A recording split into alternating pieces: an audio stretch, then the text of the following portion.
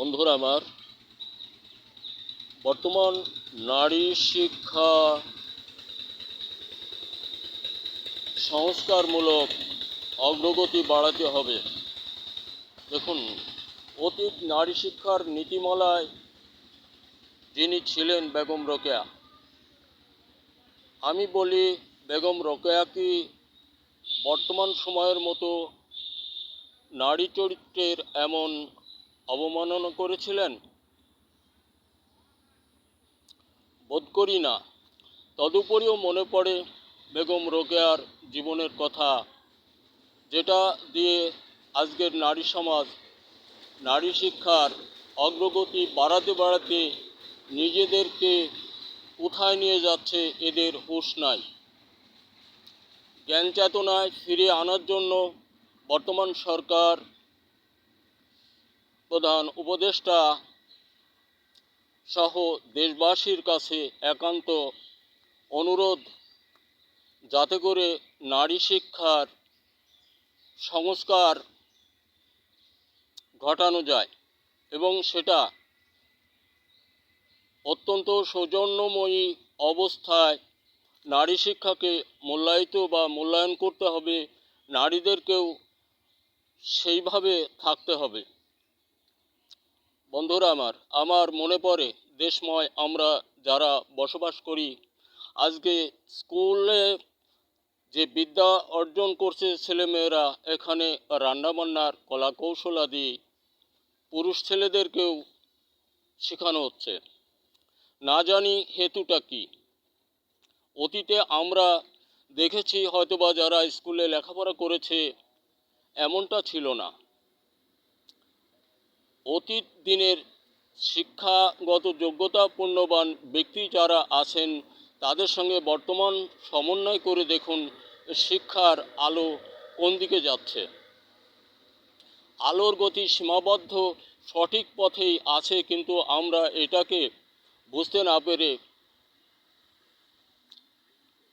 পথচ্যুত হয়ে যাচ্ছি। এই বিষয়গুলির জন্য আমরা নিজেরাই দায়ী।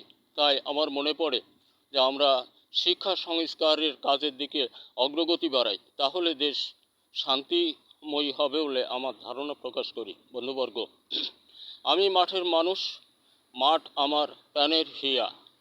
আমি যে কথাটা বলি, সমগ্র দেশময় ছেলে মেয়েদেরকে তোমরা তোমাদের লেখাপড়ার পাশাপাশি হাতে কাজ রাখো। সে কাজটি হবে যেমন তুমি ছোট গল্প, উপন্যাস, প্রবন্ধ, গান, কবিতা লেখো, একজন একজনকে ভালোবাসো, অনুরূপ ভালোবাসা দ্বারা স্বরচিত লেখার মতো করে যে কোনো তৈরিতে হাত দাও, যে কোনো তৈরিতে হাত দাও, তাহলে দেশ স্বাবলম্বী হবে। কারণ তৈরি আছে, দেশ সুন্দর আছে; তৈরি নেই, দেশ অভাবে জর্জরিত থাকবে। আজকের দেশময় কৃষক যদি এক সিজন চাষ না করে, তাহলে যেমনটা হয়, আর এই সারা জীবন আমরা তৈরি করি না, আমরা কোনো আবিষ্কারের পথে নেই, আমাদের যেমনটা হওয়ার দরকার তেমনটাই হচ্ছে। বন্ধুরা আমার, ছেলেমেয়েরা, তোমরা হুঁশিয়ারি সংকেত যার যার মনের মধ্যে রাখো, রেখে নিজেকে পরিচালনা করার দায়িত্ব শুধু লেখাপড়াই নয়, লেখাপড়ার মাঝ দিয়ে কাজকর্ম করতে হবে। সে কাজগুলি ওই হবে স্বরচিত লেখার মতো। নিজে আবিষ্কার তৈরি করে সেটা বাজারজাত করলে বোধ করি এখানে তোমার সংসার অভাব ও লাঘব হবে এবং তোমার জীবনটা সুন্দরের দিকে আগাবে। তোমার আলোয় আলোকিত হবে ভুবন। তুমি পারবে এক সময় 5 জনকে তোমার ফার্মে চাকরি দিতে, এটা নিশ্চিত নিশ্চয়তা। দেখুন, আমি পুনঃ বলি, আমি সাধারণ মানুষ, মাঠের মানুষ। আমার নিজের গবেষণা বা উদ্ভাবন দ্বারা মাটি ও ফসল বিষয়ে যে পণ্যগুলি আমি আবিষ্কার ও তৈরি করেছি, যেটা ব্যবহারের ফলাফল সফলতায় ভরা। আমি অনেক ক্ষেত্রে বলে থাকি, এই পৃথিবী সৃষ্টির পর মাটি ও ফসল বিষয়ে বাংলাদেশে আমারটাই প্রথম আবিষ্কার ও তৈরি। বন্ধুরা, আমি 2-1 কেজি বিক্রিও করি জীবিকা নির্বাহের জন্য, নিজে চলবার তাগিদে, যা সফলতা আছে। এই পণ্যগুলি মৌসুমি বিঘায় মাত্র 4 কেজি একটা জমিতে ব্যবহার করলে ওখানে পচামরা, তাওয়া দাবা, হাতে ছত্রাক, ভাইরাস ইত্যাদি রোগগুলি থাকে না।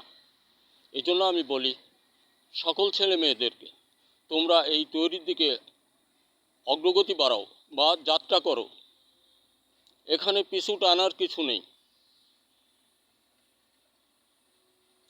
এজন্য বেগম রোকেয়া বোধ করি আমাদের জীবনের, যদি তার শিক্ষাগত যোগ্যতাটা সঠিক হয়ে থাকে, তাহলে আমাদের অগ্রগতি বাড়াবার জন্য বলেছিল, তাই বলে আমাদের মানসম্মান ক্ষুণ্ণ করার জন্য নয়। ওদিকে আর আমি যাব না। এখন আমার কাছে মনে পড়ে যে আমরা সকলে মিলেই দেশটাকে স্বনির্ভর করার জন্য, শান্তিময় করার জন্য, নৈতিক চরিত্রকে অটুট রেখে বর্তমান সরকারকে আমরা সাহায্য করি, তাহলে বোধ করি আমাদের দৈনন্দিন জীবন সুখময় হবে বলে ধারণা প্রকাশ করি। ধন্যবাদ।